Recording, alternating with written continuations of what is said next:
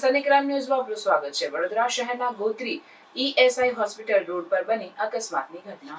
દારૂના નશામાં પૂરપાટ આવતા હોન્ડા અમેઝ કારના ચાલકે એક્ટિવા, રિક્ષા, ટેમ્પો સહિતના 4 જેટલા વાહનોને અડફેટે લીધા હતા। આ અકસ્માતમાં એક્ટિવા પર જઈ રહેલ 2 લોકો જીવરે રિક્ષા ચાલકને ઈજા પહોંચી છે, જ્યારે ઘટના બાદ કારમાં બેઠેલ બંને યુવકે ભાગવાનો પ્રયાસ કર્યો, પરંતુ એકઠા થયેલા લોકોએ તેમને પકડી પાડ્યા હતા। બાદમાં રોષે ભરાયેલા લોકોએ કાર ચાલકને મેથી પાક ચખાડ્યો અને પોલીસને હવાલે કર્યા હતા। કારની તપાસ કરતા અંદરથી 3 બિયરના ટીન મળી આવ્યા હતા। અકસ્માતમાં કારના બોનેટનો કચ્ચરઘાણ વળી ગયો છે, તો એક્ટિવાને પણ ભારે નુકસાન થયું છે। રિક્ષા અને ટેમ્પો ચાલક સ્થળ પરથી નીકળી ગયા હતા। કાર ચાલક કોઈની સાથે વાત કરતો હતો, એ સમયે લોકોએ તેનો ફોન પણ જપ્ત કરી લીધો હતો। આ સાથે કાર ચાલક નશામાં ધૂત હોવાનો પણ લોકોનો આક્ષેપ કર્યો છે।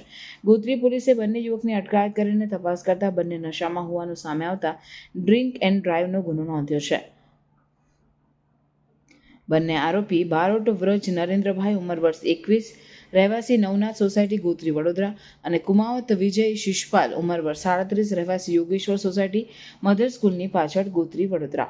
કાર ચાલક વિજય ટાઇલ્સનો કોન્ટ્રાક્ટર છે અને કાર તેની માતાના નામે રજીસ્ટર છે। બીજો આરોપી વ્રજ બારોટ મૂળ પેટલાદનો છે અને થોડા સમય પહેલા જ વડોદરામાં ભાડેથી રહેવા આવ્યો છે।